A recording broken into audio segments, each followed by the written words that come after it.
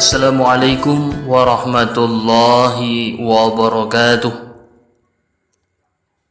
Bismillahirrahmanirrahim. Alhamdulillahi rabbil alamin. Allahumma salli ala sayyidina Muhammad wa ala ali sayyidina Muhammad. Amma ba'du. Para sahabat yang dirahmati Allah Subhanahu wa ta'ala, salah satu doa yang dibaca ketika menunaikan sholat subuh adalah doa kunut. Di antara redaksinya adalah Allahumma hdini fi man hadait dan seterusnya. Permasalahannya, tidak semua orang hafal doa kunut ini. Lalu, bagaimanakah hukumnya kalau kita tidak hafal doa kunut? Bagaimana pula kalau kita sholat subuh tidak membaca doa kunut? Apakah sholat subuhnya sah atau malah batal? Menurut para ulama mazhab Imam Syafi'i, membaca doa kunut ketika sholat subuh hukumnya sunnah. Imam Nawawi di dalam kitab Al-Adhkar menyebutkan, ketahuilah bahwa doa kunut dalam mazhab Syafi'i sangat dianjurkan dibaca ketika sholat subuh. Hukumnya sunnah muakkad. Jika meninggalkan doa kunut ketika sholat subuh, maka sholat subuhnya tidak batal, tetapi disunnahkan menggantinya dengan sujud syahwi, baik meninggalkan doa kunut dengan sengaja maupun tidak. Seperti misalnya tidak hafal doa kunut. Dengan demikian, jika kita tidak hafal doa kunut, maka hendaknya kita berjuang menghafalnya agar kita dapat mengamalkannya ketika sholat subuh. Meskipun demikian, jika kita tidak membaca doa kunut ketika sholat subuhnya tetap sah. Berikut bacaan doa kunut yang dibaca ketika sholat subuh.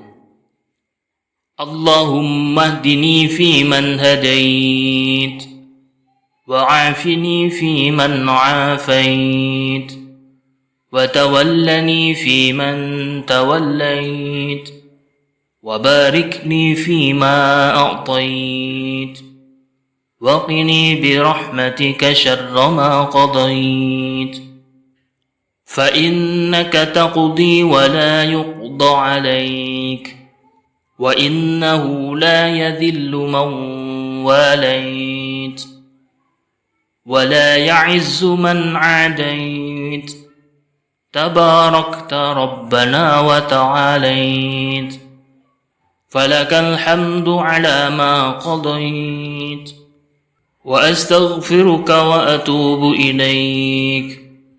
وصلى الله على سيدنا محمد النبي الأمي وعلى آله وصحبه وبارك وسلم.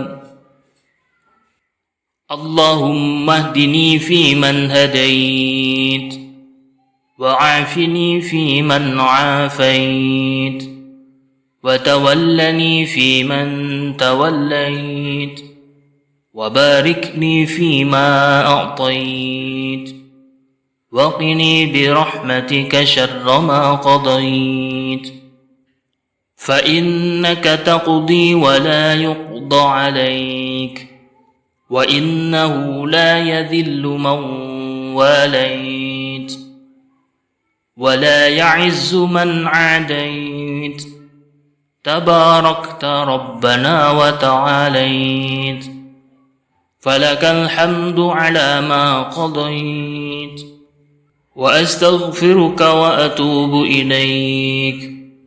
وصلى الله على سيدنا محمد النبي الأمي وعلى آله وصحبه وبارك وسلم.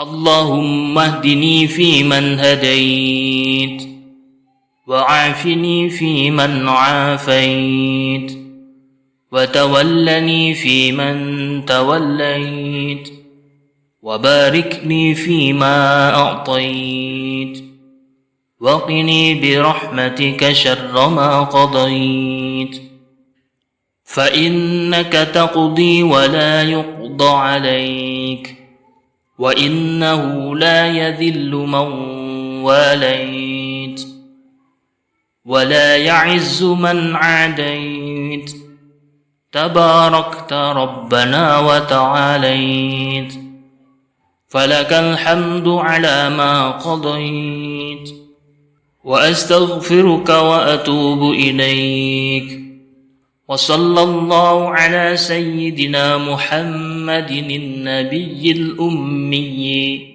وعلى آله وصحبه وبارك وسلم.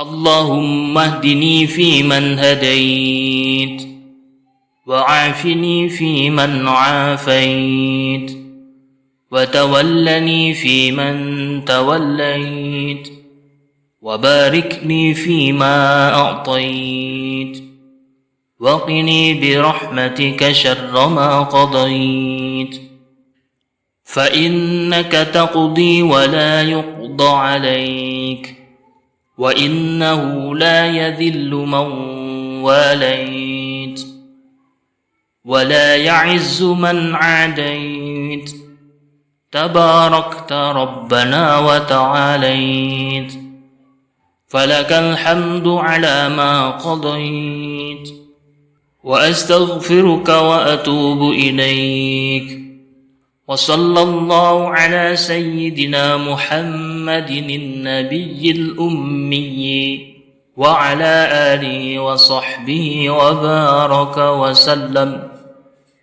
اللهم اهدني فيمن هديت وعافني فيمن عافيت وتولني فيمن توليت وبارك لي فيما أعطيت وقني برحمتك شر ما قضيت فإنك تقضي ولا يقضى عليك وإنه لا يذل من واليت ولا يعز من عاديت تباركت ربنا وتعاليت فلك الحمد على ما قضيت وأستغفرك وأتوب إليك وصلى الله على سيدنا محمد النبي الأمي